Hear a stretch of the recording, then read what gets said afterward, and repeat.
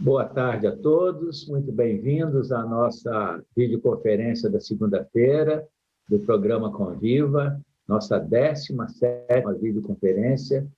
Queria agradecer a presença, a conexão aí dos nossos dirigentes regionais, dos nossos supervisores e supervisoras, dos nossos PCNPs, professores e coordenadores do núcleo pedagógico, igualmente de diretores e diretoras, vice-diretores, vice-diretoras, coordenadores pedagógicos, professores, agentes de organização, enfim, todos que estão conectados nesta tarde de segunda-feira, nesse início de semana, para mais essa vídeo, né? Hoje nós temos um conferencista, né?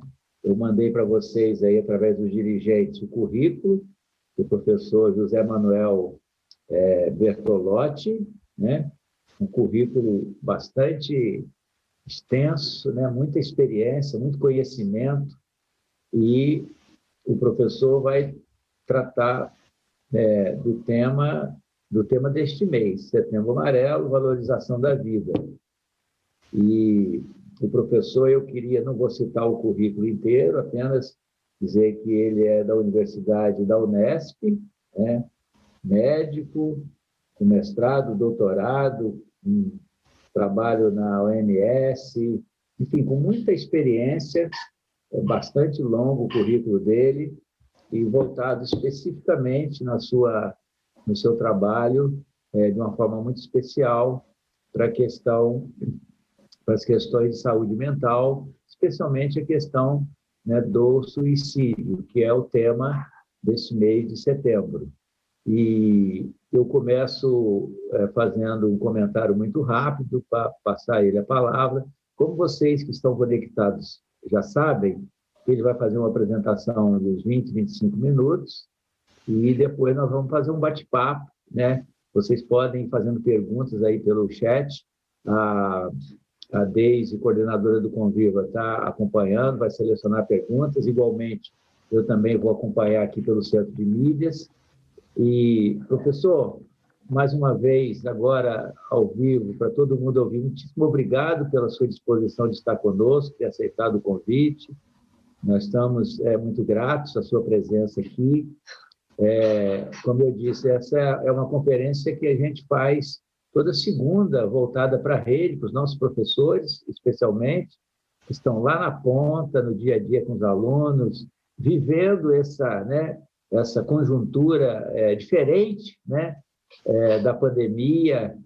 Nós tivemos que dar a volta, sacudir a poeira e dar a volta por cima, porque de uma semana para outra, os professores que estavam na sala de aula com os alunos foram para casa, os alunos também.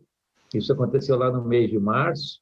Aliás, na quarta-feira a gente completa 6 meses, 180 dias de isolamento domiciliar, tanto dos professores quanto dos estudantes. Então, os professores, né, você deve imaginar que não foi uma tarefa fácil, mas a gente olhando para trás hoje, a gente vê que a gente conseguiu, sim, os professores se habituaram, né, se reinventaram para fazer educação remota, e desde o primeiro momento que o secretário Rosselli falou que nós não poderíamos soltar a mão das crianças, abandonar as crianças, a gente tinha que fazer alguma coisa, né, cumprir os protocolos da pandemia, mas garantir, de alguma forma, a continuidade do processo de aprendizagem. Mas a gente sabe que, né, foi um desafio para os professores. Hoje nós comemoramos os avanços que tivemos, e agora a gente já vive uma outra conjuntura, né? O planejamento, toda a discussão da volta ao trabalho presencial. Também não foi fácil para os alunos tiveram que se acostumar com a outra metodologia, as próprias famílias, porque as crianças estão em casa, enfim, tudo isso é um aprendizado, mas é um aprendizado que se faz a partir de muitos e grandes desafios. E o tema que nos traz aqui hoje é um tema, professor, que no ano passado a gente mobilizou a rede, né? Até porque nós tivemos um caso, né, no mês de julho do ano passado, de suicídio na rede.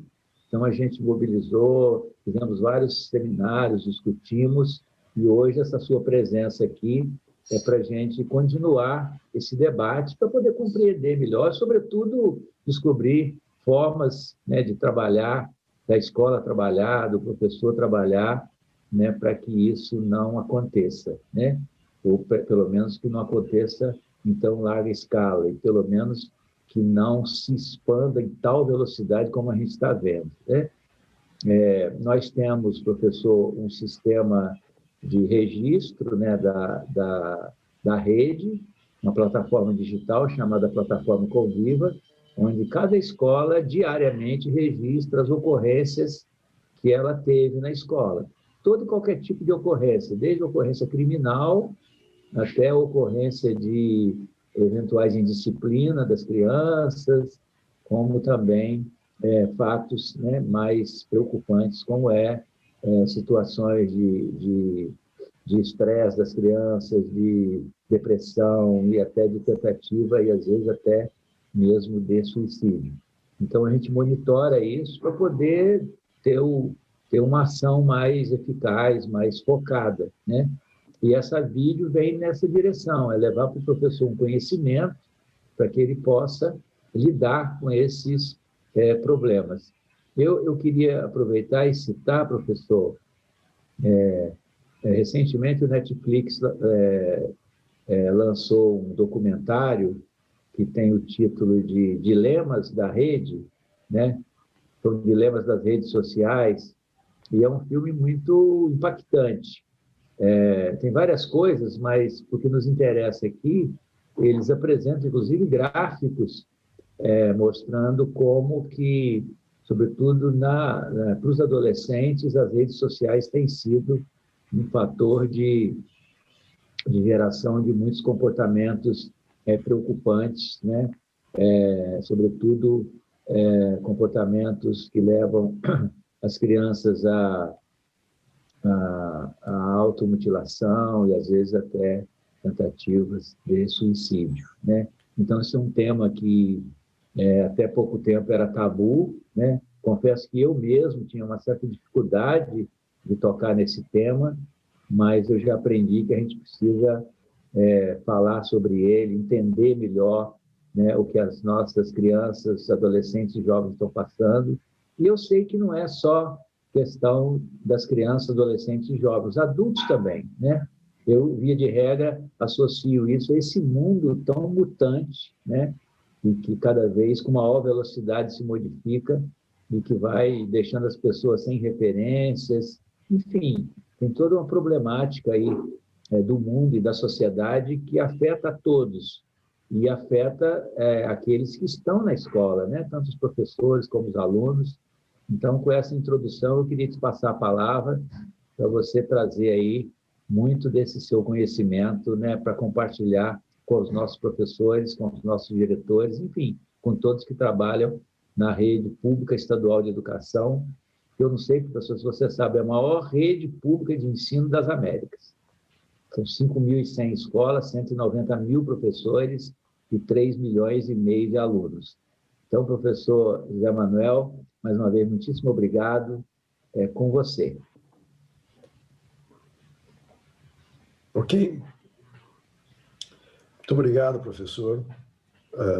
Muito obrigado pelo convite e muito obrigado por permitir o meu retorno à Secretaria da Educação. Porque talvez não saiba, mas há uns anos atrás, quando o professor Hermann era o secretário, eu tive a honra de participar do grupo que refez o modelo de saúde do trabalhador na Secretaria da Educação, e eu fazia perícias. Montamos o programa e eu fazia perícias, e embora eu esteja localizado em Botucatu, eu fazia perícias de professores do estado inteiro. Eu me lembro assim que, em termos de extremidade, Jales, Guaratinguetá, Franca, Registro e tudo que estava aí no meio, eu via professores dessas regiões. Então, quando o senhor disse que essa vida moderna afeta não só as crianças, mas também os adultos e os professores, o impacto nos professores desta maior rede de ensino da América Latina, eu vi de perto, cotidianamente. Eu fazia perícias e eu via como estava a saúde mental dos professores. com isso, eu tinha a possibilidade de ver como estaria a dos alunos.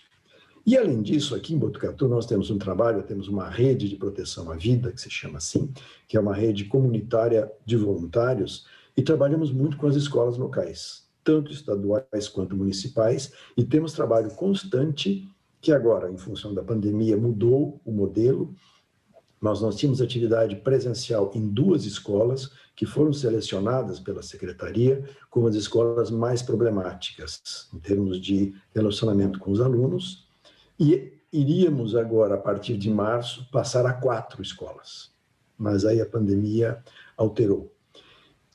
Então, neste contato constante e intenso que eu já tive com os professores, e considerando que o tema do mês é o Setembro Amarelo, é a prevenção do suicídio, eu vou focalizar em 2 ou 3 temas que eu acho que não são suficientemente claros na cabeça da maioria das pessoas que não são profissionais do ramo, para que possamos trabalhar com mais tranquilidade. Eu quero começar dizendo que o senhor falou que eu tenho um extenso currículo. Talvez no meu currículo, o ponto, o elemento que mais me dá orgulho foi ter criado o Dia Mundial da Prevenção do Suicídio. Em 2003, com um amigo, que é um grande amigo italiano, o professor Diego De Leo, era professor na Austrália, nós criamos este dia. Eu trabalhava na Organização Mundial da Saúde, ele era o presidente da Associação Internacional de Prevenção do Suicídio, e resolvemos criar esse dia justamente para esta conversa. 10 de setembro era o dia, é o dia que é observado no mundo inteiro, assim como tem um Dia Mundial da Saúde, um Dia Mundial Sem Tabaco, um Dia Mundial da AIDS, era um dia. Aqui no Brasil, o brasileiro é muito entusiasmado e transformou o dia num mês inteiro. O que, por um lado, é muito e, por outro lado, é pouco. Porque falar de prevenção do suicídio um mês inteiro de forma intensa causa uma certa fadiga. Agora, a prevenção do suicídio são 365 dias por ano. Então, um dia é para que não se deixe passar em branco. Agora, o nosso trabalho nesta área é cotidiano, é de todo dia. E como disse um grande professor, prevenção do suicídio é uma tarefa de todos, não é só de um grupo de especialistas. E falamos do quê? E quando falamos de suicídio, na verdade, talvez fosse melhor falar de comportamentos suicidas. E eu quero destacar 3 desses comportamentos, porque cada vez mais eles estão embolados. E quando nós falamos de comportamentos suicidas, eu gostaria de destacar que suicídio é um óbito, é uma morte. E esta morte ela é registrada através de um atestado de óbito. Sem isto, a pessoa não é enterrada. E essas informações que são colhidas no âmbito municipal são passadas para as secretarias estaduais de saúde e aí são repassadas para o Ministério da Saúde, que as envia para a Organização Mundial da Saúde. Então, quando nós falamos de suicídio, óbito, nós temos uma informação razoavelmente boa. Nós sabemos quantos foram os casos, o sexo, a idade, o local, a hora. Então, nós podemos mapear onde ocorrem os suicídios e em que população. O outro conceito muito parecido com o suicídio, que não é exatamente a mesma coisa, é a tentativa de suicídio, que é um ato que a pessoa normalmente executa deliberadamente, do ponto de vista consciente, para dar fim à própria vida, mas que, na maioria dos casos, não tem essa finalidade.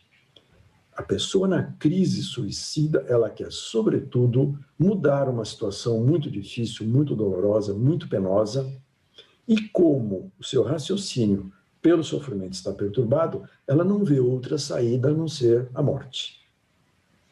Então, a grande diferença dos dois, que fazem parte da mesma crise suicida, é que um deles é um óbito e o outro foi uma tentativa.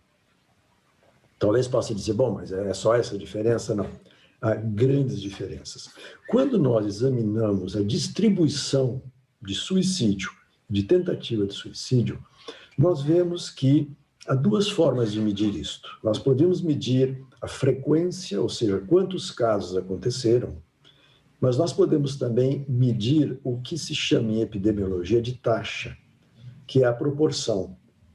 O que quer dizer isto? O Brasil tem uma população, sobretudo, jovem.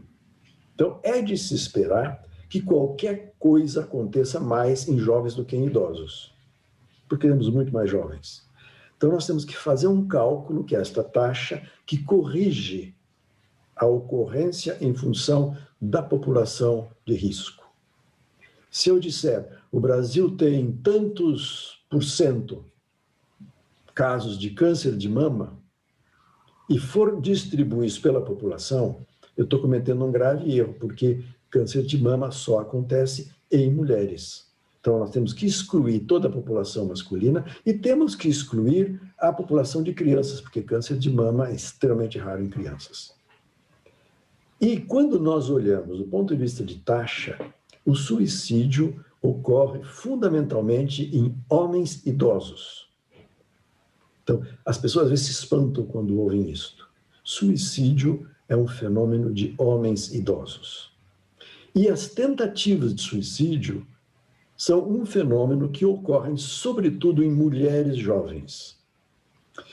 Então, percebo que do ponto de vista epidemiológico e clínico, são como se fossem duas realidades. Uma realidade é de uma população idosa, a outra realidade é da população jovem. O suicídio muito mais em homens, tentativa muito mais em mulheres. E a terceira categoria que cada vez mais se embola nisto é a automutilação, que é um fenômeno que não tem nada a ver com uma intenção de se dar fim à vida, que consiste em auto-machucar o próprio corpo, machucar-se a si mesmo. Em geral, com cortes, a maioria dos casos de autoagressão é através de automutilação física, cortes nos braços, no tronco, na barriga, no peito, nas pernas. Este é um fenômeno relativamente novo, relativamente recente, que incide sobretudo em meninas, crianças, antes da idade daquelas moças que fazem tentativa de suicídio. E, diferentemente das tentativas de suicídio, não tem uma intenção de acabar com a vida ou de escapar de uma situação difícil. As automutilações, a motivação das automutilações, em geral, são duas. Uma delas é uma forma muito disfuncional de expressar um sofrimento. Eu sofro, eu não consigo resolver este meu sofrimento, eu não consigo falar com ninguém sobre isto, então eu vou me machucar. Com isto, alguém vai perceber que eu não estou bem e vai cuidar de mim. Então, é um enorme pedido de ajuda e de socorro. Assim como, muitas vezes, a tentativa de suicídio. Só que aqui, a gravidade, a intencionalidade de morte praticamente não existe. E o segundo motivo, esse sim é preocupante e conectado com o que o senhor disse a respeito das redes sociais, da mídia social, é a imitação. E como é a imitação? Outro dia, uma das minhas pacientes, uma senhora, veio me dizer que ficou muito preocupada que a filha dela, de 10 anos, ela percebeu que a filha estava se cortando. E ela ficou toda preocupada, veio falar comigo, eu falei, mas vamos conversar com a filha, né? Por que sua filha fez isso? E a menina, uma menina acho que tinha entre 9 e 10 anos, disse inocentemente, mãe, na minha classe eu sou a única que não me cortei ainda. Não posso ser assim diferente das outras. Esta menina não tinha o sofrimento das suas colegas, mas ela não queria ser diferente. Então ela tinha que se cortar, dar umas cortadinhas lá para fazer parte da turma. Ninguém consegue viver isolado. Então veja, nós temos 3 situações bem distintas. Óbitos por suicídio, um fenômeno de homens idosos, temos de taxas. Tentativa de suicídio, um fenômeno que ocorre em mulheres jovens do sexo feminino, e a automutilação que acontece sobretudo em meninas. Se me perguntarem qual é a dimensão, qual que é a magnitude desses três problemas, eu posso lhes dar sobre óbito informações bastante precisas. O Brasil tem um registro de óbitos razoável, como eu disse, não tem um registro confiável de tentativa de suicídio, embora seja obrigatório por lei a comunicação de tentativa de suicídio em 24 horas, há uma portaria específica sobre isso, que não é exatamente cumprida à risca. Eu explico daqui a pouco por quê. E não há nenhum registro de automutilação. Na verdade, há uma ocultação da automutilação por vários motivos. Então, nós estamos falando de três coisas diferentes, cujo tamanho, cuja magnitude, cuja gravidade não podem ser comparadas. Não posso ter números. Fiquei muito interessado nisso que o senhor disse do Conviva, talvez me aproxime para poder entender um pouco melhor esse fenômeno, porque não há registro confiável sobre automutilação em nenhum canto que eu saiba. Óbito, a informação mais recente oficial que nós temos do Brasil é de 2018, leva 2 a 3 anos para a informação ser processada. Então, qualquer ação que tomemos já vem com 2 ou 3 anos de atraso. Tentativa de suicídio, como eu disse, normalmente, se a pessoa é levada a um pronto-socorro, o que é registrado é o tipo da tentativa e não a tentativa. Por exemplo, se a tentativa foi por ingestão de um tóxico, de um veneno, de um medicamento, o que em geral é registrado é intoxicação. Ponto. Não intoxicação auto-infligida ou intoxicação voluntária. Se a pessoa cortar os pulsos, como se diz, as veias do punho, na verdade, o que vai ser registrado é ferimento cortante, não ferimento cortante intencional. Então, nós temos um registro que não é confiável pela imprecisão da documentação. E o Ministério da Mulher, Família e Direitos Humanos acaba de lançar um programa que trata desses três fenômenos juntos. E eu penso que são fenômenos com os quais a escola tem que se preocupar, porém não com esses títulos. Quando fui convidado, até disse, olha, eu não quero falar com professores sobre prevenção do suicídio, porque o suicídio é um fenômeno muito raro na escola. E eu vou dizer os números, as pessoas se assustam. Em 2018, que é o último ano do qual nós temos dados, houve 9 suicídios no Brasil de menores de 10 anos. Faça o cálculo. 9 suicídios um ano inteiro num país desta dimensão. Dá menos de 1 por mês no país inteiro. Ou seja, suicídio, felizmente, é extremamente raro em crianças. Menor de 5 anos, nenhum. Não se registra, é impossível um suicídio de menor de 5 anos, porque a criança menor de 5 não tem noção exata de vida e morte para querer encerrar a vida. Suicídio de crianças de 10 a 15 anos, no Brasil inteiro, pouco menos de 800. Vão dizer, é muito, bom, é muito. Um suicídio é muito. Um suicídio de um jovem, então, é demais. Porém, são 800 casos no Brasil inteiro. Eu fiz o cálculo, usando a população, como eu disse, a população específica, um professor do ensino fundamental vai ter a probabilidade de cruzar com um aluno com um suicídio a cada 2 milhões de alunos que ele tiver na vida. O senhor sabe, nenhum professor tem 2 milhões de alunos na vida. Na sua introdução, o senhor falou que teve um caso muito triste, lamentável, realmente, mas um caso nós o lembramos um ano depois. Pegando as tentativas, eu falei 1 milhão, 2 milhões, a cada 2 milhões de alunos, um suicídio. E a cada 1 milhão de alunos, uma tentativa de suicídio. Projetando dados de outros países que têm o registro preciso da tentativa de suicídio. Ou seja, não é disso que nós temos que falar com professores.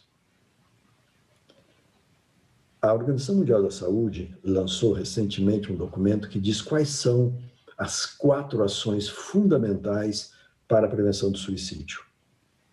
E há uma delas que diz respeito diretamente à escola, que é a respeito do desenvolvimento de algumas habilidades sociais. E o princípio é o seguinte: todos nós nascemos com a capacidade de andar e a capacidade de falar, que não se manifesta ao nascimento. Vamos demorar 6 a 8 meses para balbuciar as primeiras palavras, vamos demorar cerca de 1 ano para dar os primeiros passos, mas se não nos impedirem, todos nós vamos caminhar e vamos falar. Entretanto, nós não nascemos sabendo identificar as próprias emoções, reconhecer nossos sentimentos, resolver problemas, pedir ajuda, que são elementos essenciais para a sobrevivência neste mundo nosso. A criança nasce com um reflexo de chorar quando algo não está bem, mas à medida que ela cresce, chorar é socialmente reprovável. Então ela perde o único recurso natural que ela tinha de expressar sofrimento e pedir ajuda. Porque qualquer mãe, quando a criança chora, vai olhar o que está havendo, porque alguma coisa está errada. E é curioso que assim que a criança aprende a falar, ela perde essa capacidade. E muitas vezes é reprimida por fazer isto. Pois bem, as famílias e as escolas deveriam incluir, as escolas sobretudo no seu currículo, ensinar esta habilidade que ela não é escolástica. Não é aritmética, não é gramática, não é geografia, não é história, mas é fundamental para a sobrevivência. Aprender a reconhecer, a lidar suas emoções, a pedir ajuda e, numa etapa um pouquinho mais avançada, a resolver problemas. Isto é, no meu entendimento, a responsabilidade de valorização da vida da escola. Não é falando de suicídio, não é falando de álcool e drogas. Suicídio e álcool e drogas entram no currículo pela porta de ciências. Álcool e drogas fazem parte do meio ambiente, como proteína, como gordura, como exercício físico. Suicídio entra no currículo pela porta da ciência, ou das ciências humanas, ou da psicologia, conforme o nível escolar, como um fenômeno que existe e nós temos que falar sobre ele. Agora, penso que a escola tem um papel fundamental no sentido de ensinar essas habilidades para a vida que a sociedade, involuntariamente, por certo, nos tolhe.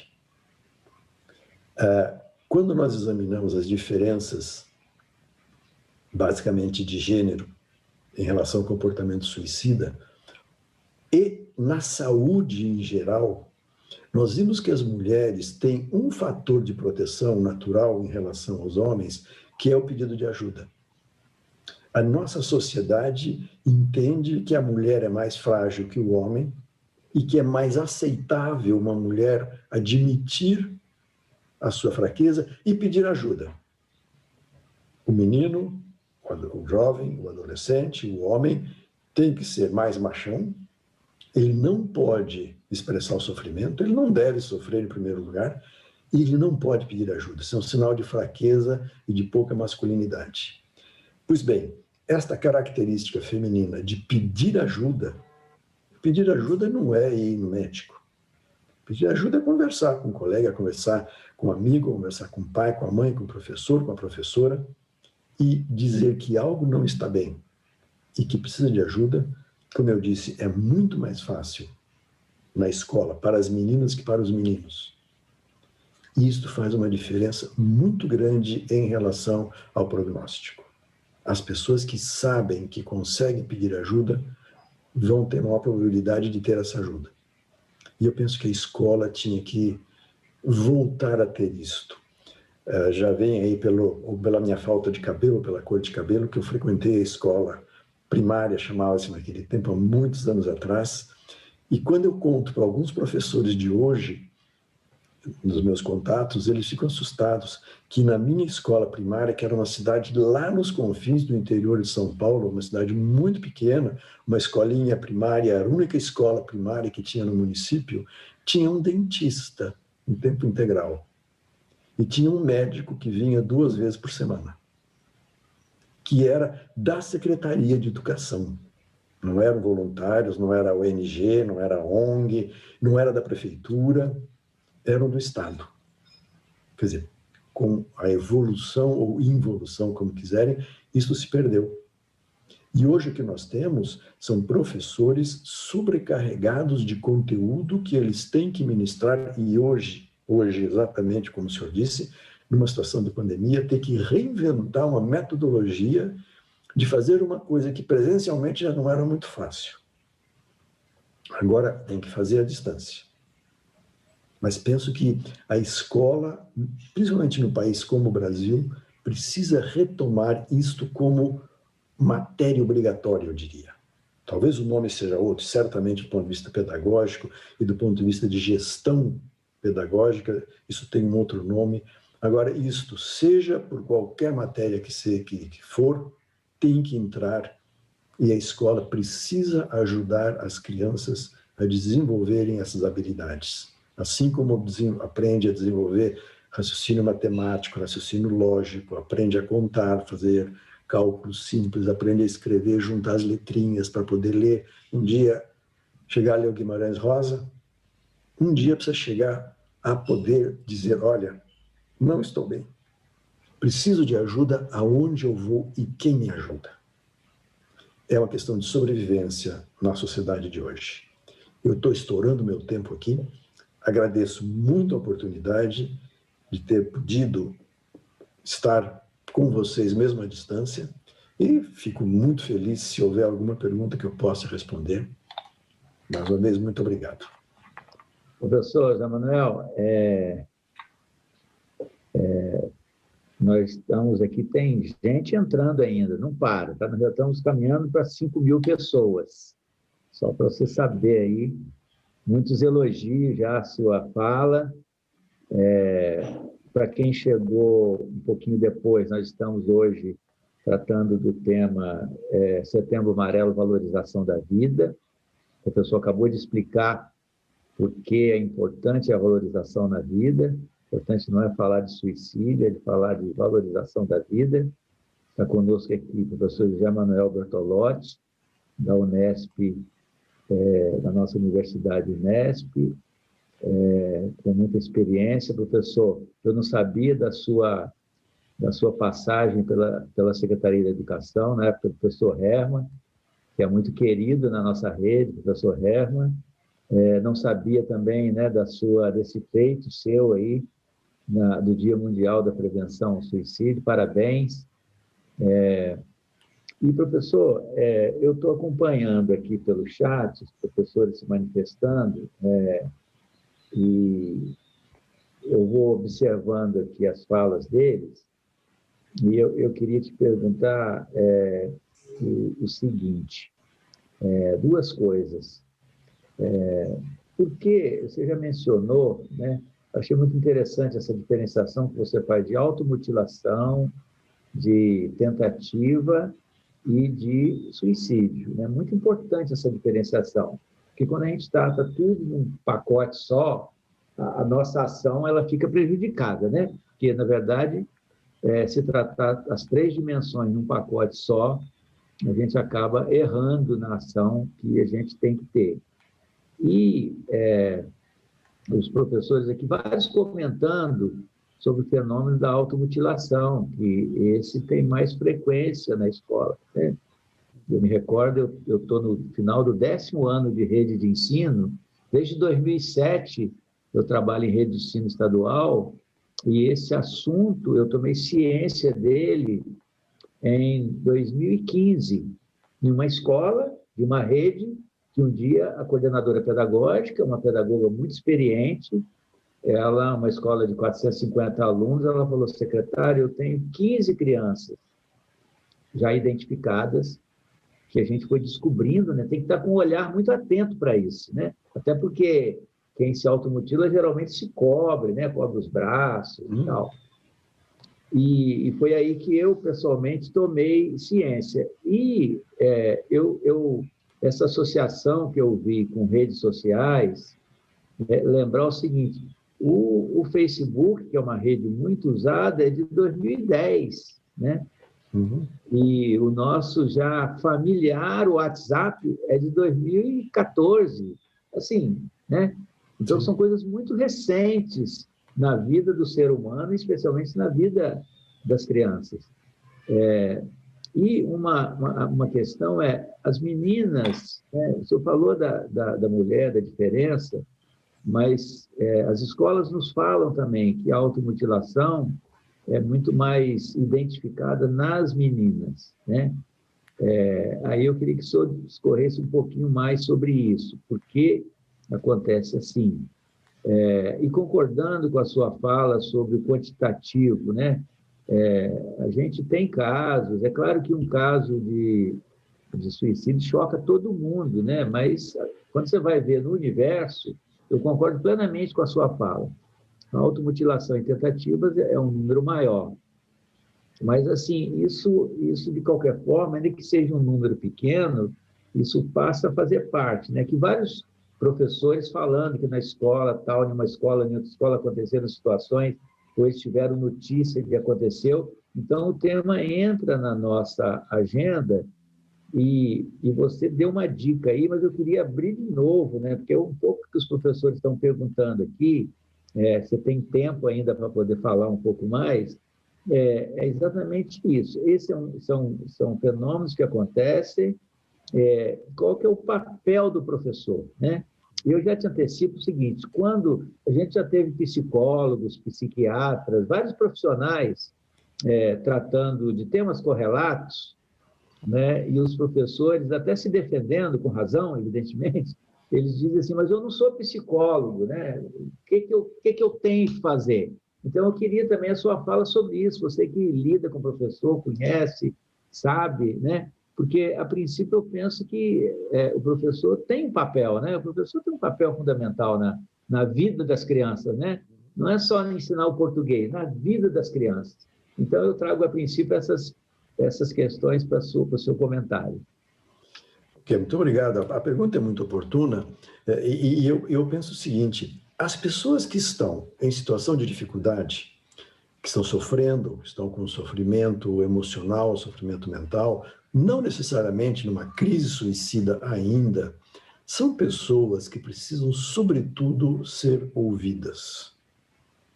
Há uma associação europeia de prevenção do suicídio cujo símbolo é uma orelha, que eu acho de uma pertinência fantástica. As pessoas precisam ser ouvidas. E o professor, ou o colega de trabalho, ou quem quer que seja, a forma de que essas pessoas têm de ajudar, começar a ajudar a pessoa é ouvindo. Ao perceber o menor sinal de sofrimento, ter a coragem de se aproximar e perguntar: como vai?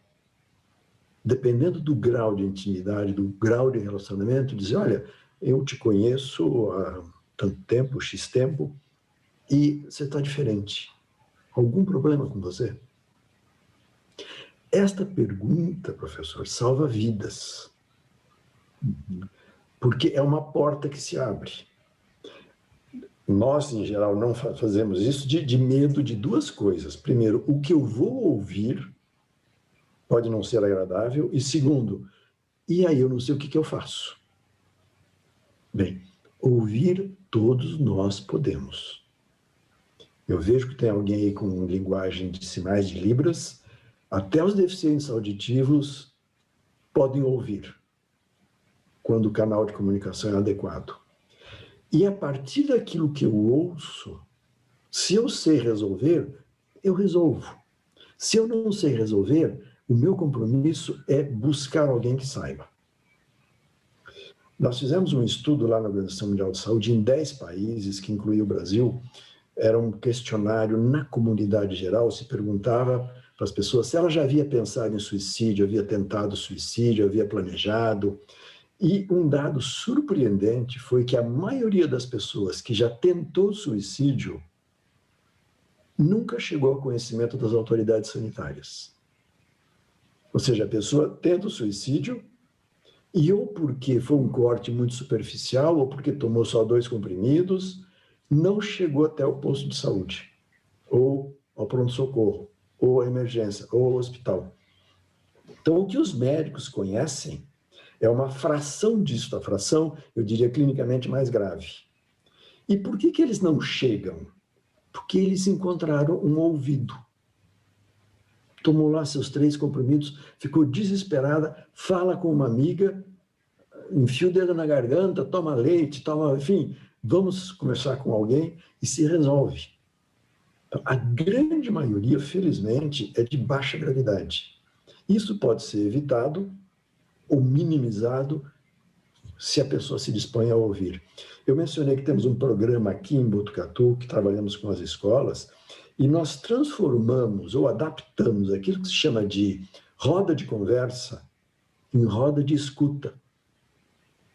Nós fazemos nessas 2 escolas rodas de escuta, que são grupos de alunos que nós reunimos. No início, a escola queria que nós cuidássemos dos alunos mais problemáticos. Nós não queríamos estigmatizar esses alunos, então nós fizemos um acordo com as escolas. Ok, vocês nos dão os 15 mais problemáticos e os 15 mais exemplares da escola. E aí, numa sala com os 30, vamos ouvir o que vocês têm a dizer. Esta é uma experiência também do CVV, esse grupo maravilhoso do telefone 188, que muitas vezes a pessoa liga, fala 1 hora, o atendente só ouve atentamente e a pessoa termina dizendo, olha, muito obrigado, você me ajudou muito. E a pessoa só ouviu. Quando nós falamos em voz alta nossos sentimentos, eles adquirem uma coloração diferente. Então, o que esses professores podem fazer, o mínimo que eles podem fazer, e eu diria que é muito esse mínimo, é perguntar para o aluno dele, que ele percebe que não está bem, o que é que está vendo. É curioso que no encaminhamento que eu recebo por outras vias de escolares, normalmente o responsável pelo pátio sabe mais dos alunos que os professores. Porque ele vê os alunos numa situação diferente. Ele vê os alunos mais soltos, mais liberados, com menos disciplina, menos rígido o ambiente. Então, não é só o professor, o porteiro da escola, o responsável pelo pátio, e, claro, todos os educadores, todos os orientadores, direção, todos, mas se aproximar do aluno dessa escola e perguntar, o que é que está vendo? Posso ajudá-lo?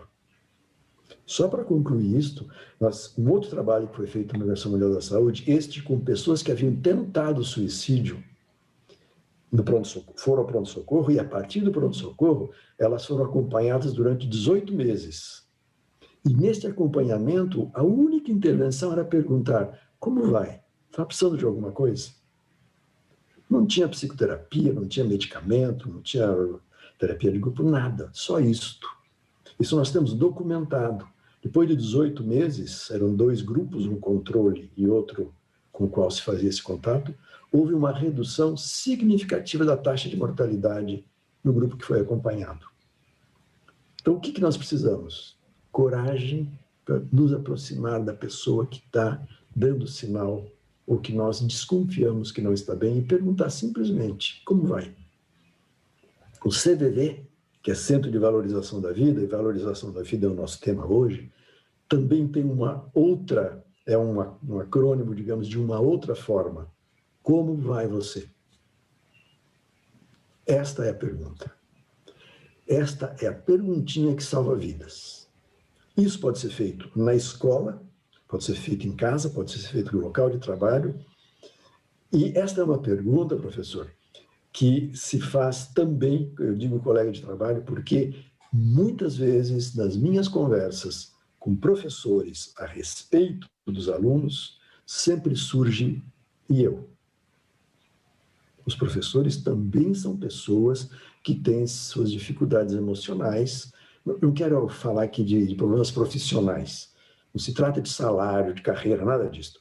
Problemas pessoais, sofrimentos individuais, às vezes familiares, às vezes muito subjetivos, e invariavelmente as conversas com professores sobre como lidar com os alunos acaba tocando no sofrimento deles. E muitos dizem, mas olha, eu não estou bem, como é que eu posso ajudar alguém? Pode. Pergunta como vai você. Isso pode fazer uma diferença enorme. E no momento em que eu me disponho a ajudar alguém, eu tenho um retorno. Eu já me sinto mais valorizável. Achei sensacional, não tinha pensado nisso não, no CVV, né? Eu tenho vários amigos, até parentes, que são voluntários do CVV há muito tempo, mas essa versão, né? Como vai você? Eu não tinha pensado nela. Acho que eu estou vendo aqui os professores, todo mundo gostou. E também uma expressão que você usou aí, roda de escuta. Porque na educação, roda de conversa é normal, né? Sim. É um tema nosso, mas você deu uma outra versão, roda de escuta, né? Então, assim, o professor, sempre que a gente faz vídeos e falamos do nosso programa de convivência, Conviva, o professor individualmente, ele se sente impotente, né? Tem muitos alunos, a escola é aquela, né, aquela coisa efervescente, e ele, às vezes, quase sempre, individualmente, ele diz que ele não consegue fazer, ele não tem tempo para fazer. Mas nós temos uma figura na rede, vários estão falando aqui, que faz um trabalho muito bacana nessa direção, chama-se professor mediador, né? Uhum. Isso foi uma figura criada em 2010, e que tem nas escolas. O problema, professor, é que tem um professor mediador, às vezes numa escola de 2.000 alunos, né? E o que acaba acontecendo? A escola direciona para ele os alunos chamados problemas, né? Que tem algum tipo de dificuldade. E ele não dá conta, né? E o Conviva nasceu a partir da observação disso e com a seguinte ideia, né?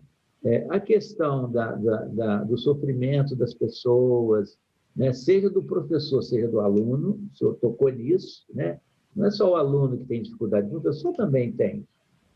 Mas nós estamos firmes na ideia de que esse tema, né? Essa necessidade de ouvir, de roda de escuta, essa abordagem que o senhor propõe, ela precisa ser assumida pela equipe da escola, né? Pelo diretor da escola, né? Não dá para terceirizar para ninguém isso. Precisa ser uma coisa amadurecida na equipe e a equipe ter estratégias para lidar com isso. Porque, realmente, você falou uma coisa aí que eu já ouvi também de outras pessoas, às vezes, quem ouve não precisa dizer nada, né? É só atitude, a disponibilidade de ouvir, né? E se for alguém que está em sofrimento também, pode ser que o sofrimento dele até diminua ouvindo o sofrimento do outro, né? Uhum. Então, acho que, assim, se eu pudesse extrair aí da sua fala, aí pensando no nosso trabalho, nas nossas ações nas escolas, em tudo que os nossos professores falam e estão falando aqui agora, eu acho que, enfim, cada uma pessoa, cada professor, cada um que habita o ambiente da escola, nós temos uma figura que é muito importante, que é o agente, chama-se AOE, Agente de Organização Escolar. É um servidor que não é professor, mas ele cuida da secretaria da escola, ele cuida do pátio, e esses realmente sabem muito, né? Você acertou, eles sabem muito da vida dos meninos e até da vida dos professores. Então, acho que, assim, eu resumiria nessa mensagem central, né? A atitude de cada um importa-se, né? E, sobretudo, se a escola se organizar. A proposta do Programa de Melhoria da Convivência e da Proteção Escolar, que é o Conviva, é exatamente fazer com que a equipe da escola, né, tome consciência dessas coisas e que descubra formas, pequenas coisas que podem ser feitas, né, porque dedicar 10 minutos, 15 ou até meia hora para ouvir alguém é uma coisa que qualquer pessoa pode fazer, né? E isso em si pode ser, né, fazer diferença numa atitude que aquela pessoa vai tomar, pode reduzir o sofrimento dela. Então, que as equipes se organizem, porque como a equipe se organizar, vai dar conta melhor do que individualmente, né?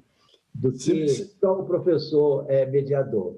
Então, eu queria né, nós estamos caminhando, né? Nós temos 5 minutos, eu queria te devolver a palavra aí, para você comentar isso e fazer o seu fechamento, mas eu quero te dizer, muitos elogios aqui, os professores dizendo que ótima, que abordagem leve, boa, né? Quanta sugestão do que fazer e coisa que nós podemos fazer, que cada um pode fazer. Então, assim, aprovadíssimo, sabe, sua fala. Então, eu te passo a palavra aí para você comentar esses meus comentários e fazer o seu fechamento. Com você. Obrigado, muito obrigado aí aos que comentaram e elogiaram. E eu quero dizer rapidamente uma coisa. Eu mencionei que nós temos uma rede aqui em Botucatu, chamada Rede de Proteção à Vida, que ela é totalmente de voluntários. Muitos profissionais participam, psicólogos, médicos, muitos professores. E é curioso porque o professor que diz que é sobrecarregado na escola, desses professores, alguns vão ser voluntários na nossa rede. Tá? Não necessariamente da escola onde ele trabalha, onde ele ganha o salário dele, porque isso não somos nós que escolhemos. Agora, vários membros ativos da nossa rede de voluntários são professores. E eles levam para suas escolas essas experiências. Se o Conviva quiser ter uma outra conversa, eventualmente em outro âmbito, em outro plano, teremos muito prazer. É uma modalidade extremamente fácil de aplicação e, para surpresa nossa e da Secretaria de Educação aqui em Botucatu, quando começamos o trabalho na escola, aquele professor sobrecarregado não se importava em ficar meia hora a mais, não vai ganhar por isso, não vai contar ponto, não vai contar nada, mas ele ficava voluntariamente meia hora a mais para trabalhar com aquele grupo. Porque, em geral, são 2 pessoas por grupo de alunos, né, para ouvir a roda de escuta. Não cabe aqui, porque não há tempo, mas alguns exemplos assim impressionantes de mudança comportamental de alunos. Muito rapidamente, um aluno já tinha passado por não sei quantas escolas, e quando ia começar esta atividade, nós precisávamos ele é menor de idade, então sempre entrevistamos os pais, ver se concordam que os alunos participem da atividade. E a mãe dele disse: olha, esqueçam. Esse menino já foi em psicólogo, foi em psiquiatra, foi em tudo quanto é coisa, não tem conserto. 3 meses depois, ela pediu para falar conosco, e disse assim: o que vocês fizeram que eu tenho um outro filho? Vocês mudaram meu filho. E esse menino, fomos revisar, ele falava muito pouco nas rodas das quais ele participava. Ele estava lá realmente ouvindo. E aí, conversando com ele, ele disse: olha, eu aprendi uma porção de coisas. Então, ele era um menino muito tímido. Ele praticamente nunca falava, mas prestava uma atenção e aproveitava. Então, e tudo isto feito de forma voluntária. Eu acredito muito que o voluntariado tem um papel enorme, no Brasil, sobretudo. Nos Estados Unidos, cerca de 70% da população faz alguma atividade voluntária. No Brasil, os estudos mediram 7% da população brasileira apenas faz algum trabalho voluntário. Então, nós temos muito campo pela frente. Os professores não são absolutamente leigos, eles têm um conhecimento vastíssimo e, ou através de uma auto-organização, ou através de um empurrãozinho da estrutura hierárquica, é possível introduzir grandes mudanças com pequenos esforços. Chegamos aqui no nosso limite, agradeço muitíssimo a oportunidade, me coloco à disposição da secretaria, das escolas, dos professores, das professoras. Ainda me lembro o nome de todos, todas, aliás. Nunca tive um professor de sexo masculino na escola primária, mas me lembro de todas com muito carinho. Então, lembrando delas e do meu trabalho, meu muito obrigado a todos os professores, muito obrigado à Secretaria pelo convite. Professor, nós é que agradecemos, muitíssimo obrigado. Olha, assim, só tem elogios aqui, parabéns, parabéns, maravilha. Eu queria te falar o seguinte, nós vamos, a Deise está nos assistindo, a coordenadora do Conviva, ela vai combinar com você para a gente fazer uma reunião aí com a equipe Conviva, de repente a gente desenhar uma outra videoconferência para a gente discutir mais a miúde essa experiência lá de Botucatu que vocês desenvolvem, né? Que pode ser muito inspiradora. Acho que você deu uma notícia aí, mas talvez a gente possa trazer até professor de lá ou algum aluno, fazer uma conferência, né, um pouco mais focada na metodologia que vocês usam lá. E eu queria te dizer o seguinte, o Conviva tem esse propósito, né? Levar para os nossos professores toda essa reflexão, levar sugestões de como fazer, como você diz aí, né? A gente precisa se voluntariar um pouco para fazer um mundo melhor. E a Secretaria, além disso, o secretário anunciou recentemente a contratação de um serviço para trazer uma certa quantidade de psicólogos a nos ajudar, né? Nesse trabalho. A gente precisa agregar essa competência também. E nós estamos em uma relação muito intensa com a Secretaria de Saúde Estadual, particularmente com a equipe da saúde mental, para a gente conseguir conectar, porque nós sabemos que a gente encontrará casos dentro da escola, seja de professores, seja de estudantes, que estão no estágio mais avançado e que precisa, né, de um atendimento mais especializado. Então, nós estamos costurando isso também, já tem uma minuta de cooperação, um termo de minuta, passei para o secretário Rocieli, ainda hoje de manhã eu falei com ele, para a gente ir concretizando isso, e dessa forma a gente poder, enfim, estar atento, né, a essa dimensão da vida humana que está presente dentro da escola, né? Eu tenho falado, professor, com os nossos educadores, que é o seguinte, nesse mundo de hoje, nesse século XXI, tão desafiante, tão mutante, cada um de nós, os professores inclusive, a gente tem que ser um pouco, tem que se doar um pouco para desenvolver mais esse lado nosso humano e psicólogo, né? Porque os professores falam muito, mas eu não sou psicólogo. Mas a gente vai ter que ser um pouco psicólogo também, né? Para a gente ser um profissional e ser um ser humano mais completo, né?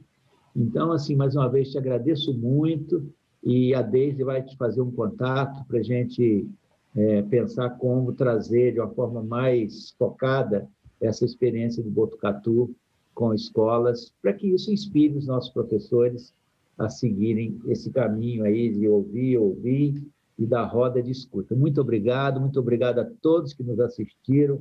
Passaram de 5.000 pessoas, professor, sabe? E essa turma é do estado inteiro, tem gente de todo lugar, estão colocando aqui os lugares, eles vão propagar para os colegas esse seu conhecimento que você compartilhou com nós. Muito obrigado, boa tarde, professor, boa tarde a todos, uma boa semana para todos. Obrigado. Tchau.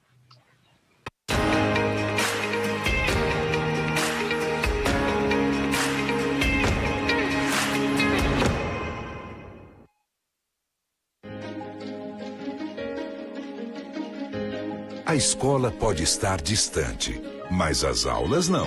Por isso, o governo de São Paulo criou um aplicativo online de aulas com chats para todos os estudantes da rede pública de ensino durante a quarentena.